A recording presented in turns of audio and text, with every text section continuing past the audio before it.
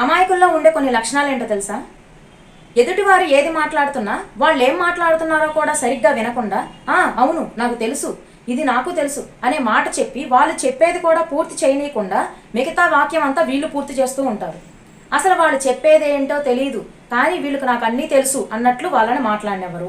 రెండవది, ఎవరైనా నలుగురు వ్యక్తులు కూర్చొని ఏదైనా పుకారుగా మాట్లాడుతూ ఉన్నప్పుడు అవును ఇది నిజమే, అవునవును అని అంటారు. అందులో నిజమేంటో అబద్ధమేంటో తెలుసుకోవాలి కదా.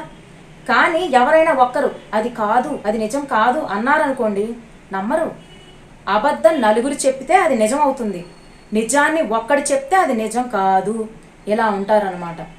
ఇంకా మూడవది ఏంటంటే, ఎవరైనా మిమ్మల్ని కొంచెం పొగిడితే చాలు, ఇంకా అసలు భూమి మీద ఉండరే, గాల్లోనే. ఇంకేముంది, జేబులో చేయటం, తీసుకోరా, నీకు కావాల్సినంత వాడుకో, నీకు కావాల్సినప్పుడు ఇచ్చేసేయి, అంతే కదా. ఇంకా ఎవరైనా 4 జాలి మాటలు చెప్పి నాకు ఇలా డబ్బు అవసరం ఉంది అనగానే ఇంకొకళ్ళ దగ్గర అప్పు చేసి మరి వీళ్ళకి అప్పిస్తారు. ఇదండి అమాయకుల లక్షణాలు.